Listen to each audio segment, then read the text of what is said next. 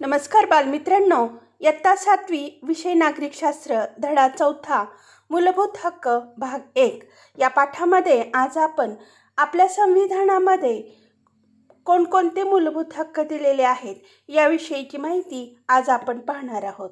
मुलांनो, सर्वप्रथम मूलभूत हक्क म्हणजे काय हे आपल्याला पाहावे लागेल। आपल्याला जन्मताच हक्क प्राप्त होत असतात। जन्मलेल्या प्रत्येक बालकाला जीवन जगण्याचा हक्क आहे। त्याला उत्तम आरोग्य मिळावे म्हणून संपूर्ण समाज आणि शासन प्रयत्न करत असते। अन्याय, शोषण, भेदभाव, वंचितता यापासून सर्व व्यक्तींना संरक्षण मिळाले तरच व्यक्ती आपल्यातील गुणांचा आणि कौशल्यांचा विकास करू शकतील। स्वतःच्या आणि संपूर्ण लोकसमूहाच्या विकासासाठी पोषक परिस्थितीची मागणी करणे, त्यासाठी आग्रह धरणे म्हणजेच हक्क होय। म्हणजे मुलांनो, या व्याख्येवरून तुम्हाला एक लक्षात आलं असेल की जगामधील कुठलेही बालक असेल किंवा भारत देशातलं बालक असेल तर त्याला जन्मल्याच हक्क प्राप्त होत असतात। त्याने जीवन जगावे यासाठी शासन या ठिकाणी प्रयत्न करते। म्हणजे लस असेल किंवा त्याला पोषक वातावरण होण्यासाठी सगळं समाज आणि शासन या ठिकाणी प्रयत्न करत असते।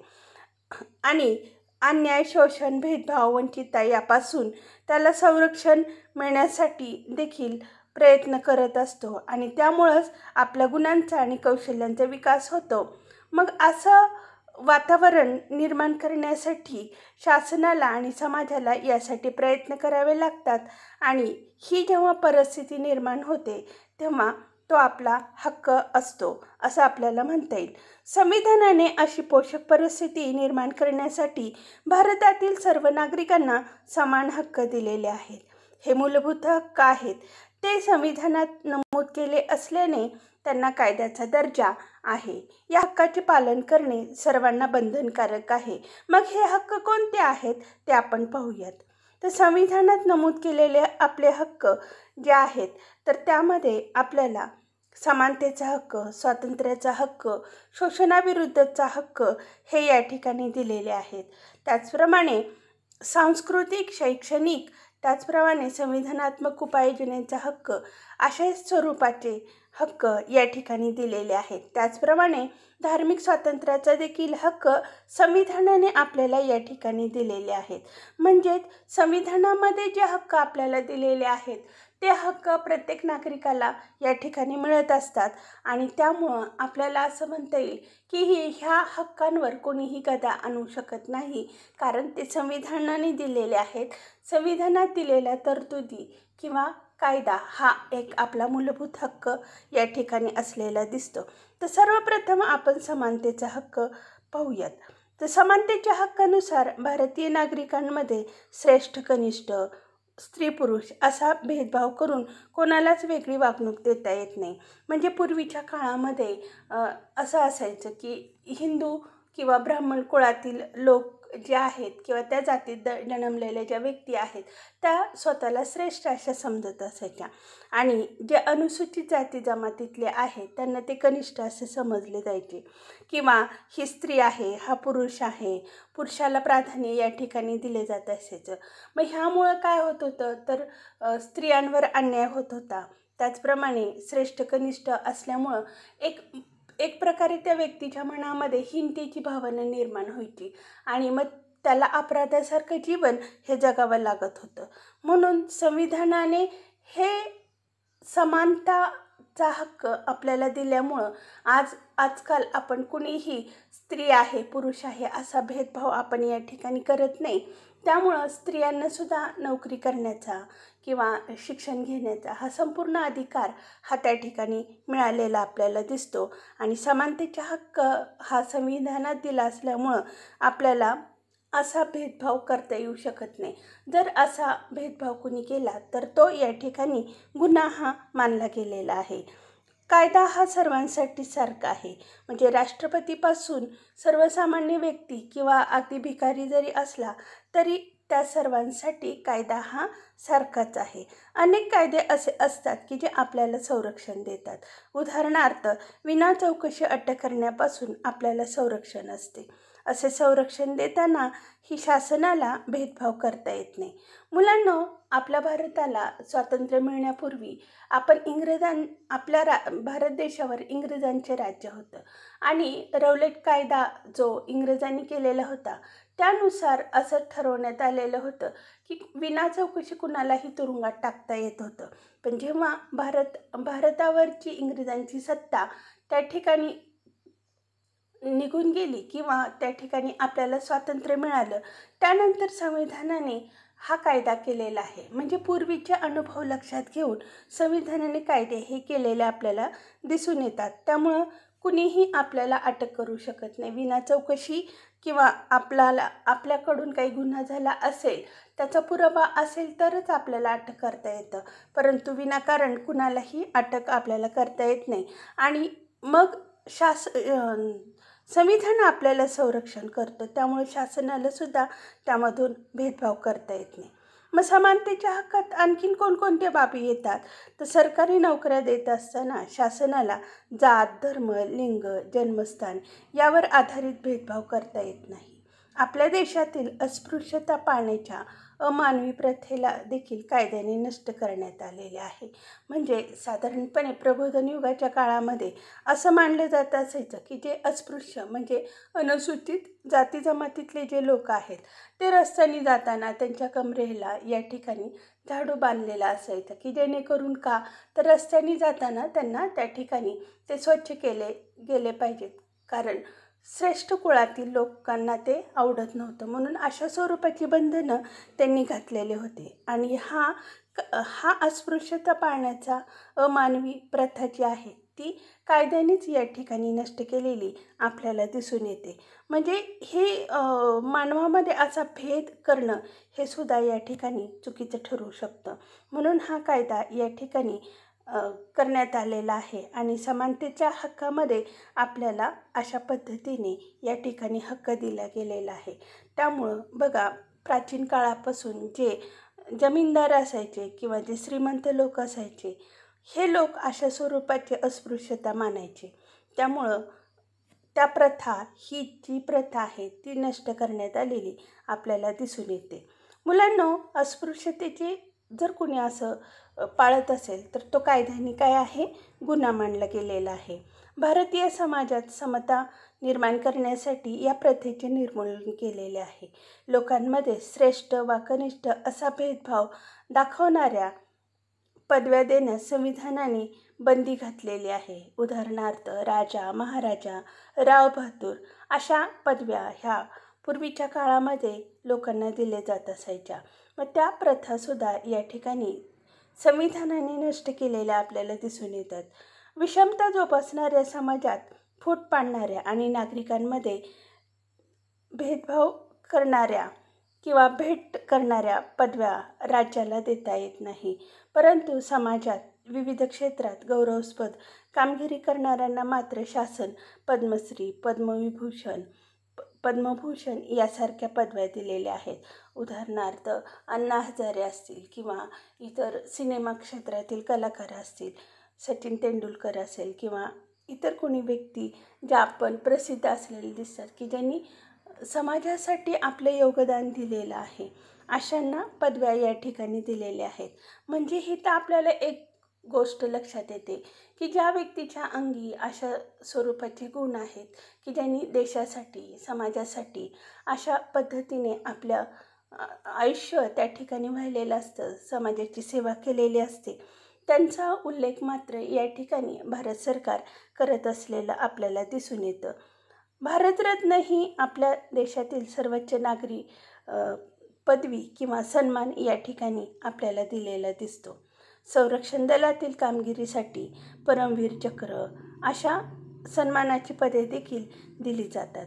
अशा पदव्या आणि अन्य नागरिकांना नसलेले असे कोणतेही खास अधिकार किंवा विशेष अधिकार त्या व्यक्तीने मिळतच नाही, परंतु त्यांच्या कामगिरीचा गौरव मात्र अशा पदव्या देऊन या ठिकाणी केल्या जात असलेल्या आपल्याला दिसून येतात. तर या दृष्टिकोनातनं आपल्याला समानतेचा हक्क या ठिकाणी दिलेले आहेत. आणि संविधान तयार करत असताना आंबेडकरांनी ह्या सगळ्या गोष्टींचा विचार करून समानतेच्या हक्कामध्ये त्यांचा अंतर्भाव हा केलेला प्रामुख्याने आपल्याला दिसून येतो. मुलांनो, त्यानंतर आपण पाहणार आहोत स्वातंत्र्याचा हक्क. संविधानाने हा एक महत्त्वाचा हक्क आपल्याला व्यक्ती म्हणून या ठिकाणी दिलेला आपल्याला दिसतो. स्वातंत्र्याच्या हक्काने प्रत्येक नागरिकाला स्वातंत्र्य या ठिकाणी दिले गेलेले आहेत. म्हणून आपल्याला असं दिसून येतं की भारतीय समाजामध्ये प्रत्येक नागरिकाला भाषण, अभिव्यक्ती व्यक्त करण्याचं स्वातंत्र्य या ठिकाणी दिलेले आहेत. म्हणजे तुम्हाला सुद्धा या ठिकाणी एखाद्या विषयावर भाषण द्यावंसं वाटत असेल तर तुम्ही देऊ शकता. मग उदाहरणार्थ की आपल्या शाळेमध्ये जयंत्या, पुण्यतिथ्या आपण साजरी करतो किंवा एखादा विषय दिला जातो, त्यावर तुम्ही त्या ठिकाणी भाषण व्यक्त करू शकता. तुम्ही तुमचे विचार मांडू शकता. शांततापूर्वक एकत्र येण्याचे आणि सभा घेण्याचे देखील आपल्याला स्वातंत्र्य आहे. संस्था, संघटना स्थापन करण्याचे स्वातंत्र्य आहे. म्हणजे उदाहरणार्थ शैक्षणिक संस्था तुम्ही मोठे झाल्यानंतर स्थापन करू शकता. तुम्हाला असं वाटलं की आपण दूध संघाची स्थापना करावी, तर अनेक व्यक्ती एकत्र येऊन अशा पद्धतीने तुम्ही एखादी संघटना स्थापन करू शकता.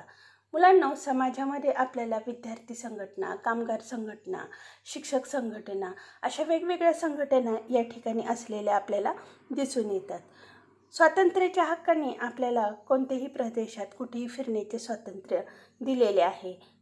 भारताच्या जम्मू काश्मीरपासून कन्याकुमारीपर्यंत कुठेही वास्तव्य करण्याचे आपल्याला स्वातंत्र्य आहे. आपण आपल्या आवडीचा उद्योग, व्यवसाय या ठिकाणी करू शकतो. म्हणजे कुठलाही करू शकतो. उदाहरणार्थ बघा, आपल्या गावातलंच आपण उदाहरण घ्यायचं झालं तर आपल्याला असं दिसतं की राजस्थानमधले मिठाई बनवणारे लोकांची दुकानं आपल्याला कोणत्याही ठिकाणी असलेले दिसतात. किंवा फरशी बसवणारे लोक किंवा बांधकाम करणारे बिहारमधले, आंध्र प्रदेशमधले हे लोक हे महाराष्ट्रामध्ये सुद्धा या ठिकाणी येऊन त्यांचं व्यवसाय ते त्या ठिकाणी करू शकतात. किंवा आपल्याला असं वाटलं की आपण म्हणजे उदाहरणार्थ की मला चपलीचं दुकान टाकायचं असेल तरी मी ते टाकू शकते. मला एखादं कपड्याचं दुकान टाकायचं असेल तरी मी ते टाकू शकते. म्हणजे हिथं तुम्हाला पूर्णपणे संविधानाने काय दिलेलं आहे? स्वातंत्र्य दिलेले आहेत.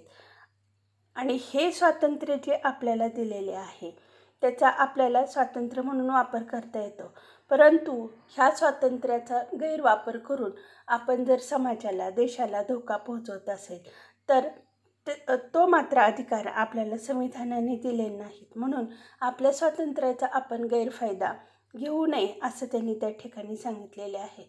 चेतावणी देणारे भाषणसुद्धा आपल्याला या ठिकाणी करता येत नाही. म्हणजे की ज्याच्यामुळे समाजाला विघातक अशा घटना त्या ठिकाणी घडू शकतात आणि त्यातून समाजाचं नुकसान होऊ शकतं. तर अशी भाषणं आपण या ठिकाणी करायची नाहीत असं आपल्याला संविधानाने सांगितलेलं आपल्याला दिसून येतं. बघा, म्हणजे इथं मी आता सांगितलं की आपल्याला कोणताही व्यवसाय करण्याचा अधिकार आहे. म्हणजे आपण किराणा मालाचं दुकान टाकू शकतो किंवा मातीची भांडी बनवू शकतो, कपड्याचे उद्योगधंदे या ठिकाणी सुरू करू शकतो, कारण आपल्याला संविधानाने स्वातंत्र्य दिलेले आहे. त्याचप्रमाणे बघा की भारत देशामध्ये आपण कुठल्याही, आपल्याला असं वाटलं की गुजरात, आसाम इथं राहावं तरी आपण आपली घरं बांधून त्या ठिकाणी राहू शकतो.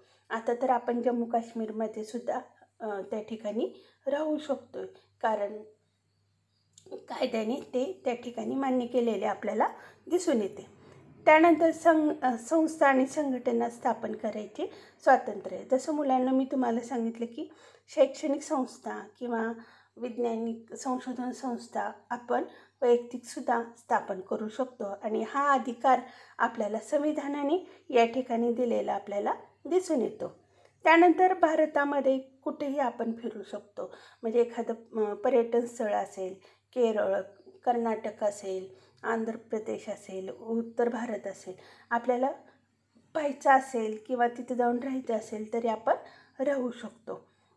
शांततापूर्वक एकत्र येण्याचे आणि सभा घेण्याचे स्वातंत्र्य आहे. म्हणजे जेव्हा लोकसभेच्या निवडणुका होतात, विधानसभेच्या निवडणुका होतात, त्यावेळेस अशा स्वरूपाचे आपण सभा या ठिकाणी घेऊ शकतो.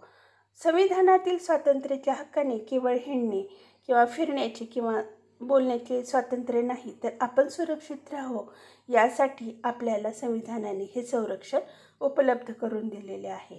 कायद्याचे संरक्षण सर्वांना समान रीतीने दिलेले आहे, ते कोणालाही नाकारले जात नाही. उदाहरणार्थ, आपल्या सर्वांना जीवन जगण्याचा हक्क आहे, परंतु त्यात खूप अर्थ दडलेला आहे. म्हणजे जीवन जगण्याचा हक्क आहे म्हणजे जगण्याची हमी आपल्याला मिळाली पाहिजे, जगण्यासाठी पोषक परिस्थिती निर्माण करणे असा त्याचा अर्थ या ठिकाणी आहे. कोणत्याही व्यक्तीचे जीवित कोणालाही हिरावून घेता येत नाही, कारण कोणत्याही व्यक्तीला अटक करून त्या ठिकाणी करता येत नाही. आता स्वातंत्र्याच्या हक्कामध्ये ज्या मुलांचं वय 6 ते 14 आहे, अशा सर्व मुलांना शिक्षण घेण्याचा हक्क या ठिकाणी दिलेला आहे. आणि त्यानुसार शासन आपल्याला सर्व शिक्षण अभियानामार्फत सर्वसामान्य बालकांनासुद्धा त्या ठिकाणी शिक्षण घेण्याचा अधिकार आपल्याला दिलेला आहे. कारण का, तळागाळापासून ही मुलं शिक्षणापासून वंचित राहू नयेत यासाठी हा हक्क आपल्याला दिलेला दिसतो. तिसरा म्हणजे अशा स्वरूपाचे हक्क या ठिकाणी दिलेले आहेत. स्वातंत्र्याच्या हक्कामध्ये आपल्याला असं म्हणता येईल की जसं जीवित स्वातंत्र्य हिरावून न घेण्याचा हक्क आपल्याला दिलेला आहे, तसं इतरही काही हक्क दिलेले आहेत. म्हणजे एकाच गुन्ह्यासाठी 2 वेळा आपल्याला शिक्षा होऊ शकत नाही. कोणत्याही व्यक्तीला जेव्हा शिक्षा दिली जाते तेव्हा तो आरोप सिद्ध व्हायला लागतो, आणि हे अशा स्वरूपाचे आरोप जेव्हा सिद्ध होतात तेव्हा तो गुन्हा दाखल होतो. आणि अशा स्वरूपाची कामं हे आपल्याला उच्च न्यायालय, सर्वोच्च न्यायालय, जिल्हा न्यायालय, तालुका न्यायालय या ठिकाणी करत असते.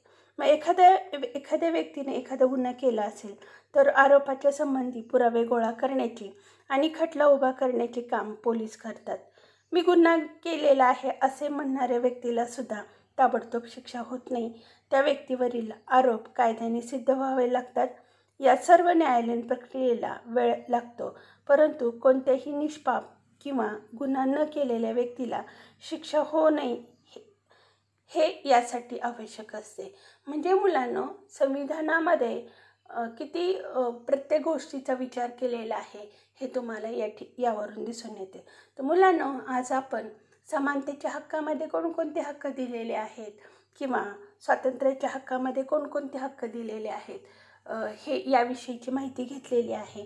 तुम्हाला जोपर्यंत हा भाग कळत नाही तोपर्यंत तुम्ही वारंवार त्या ठिकाणी ऐकायचं आहे आणि पाहायचं आहे. आणि शिवाय ह्या व्हिडिओला लाईक करायलाही विसरायचं नाही.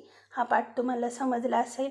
पुढच्या तासाला आपण शोषणाविरुद्धचा हक्क म्हणजे काय याविषयीची माहिती पाहणार आहोत. हा पाठ या ठिकाणी संपलेला आहे. धन्यवाद.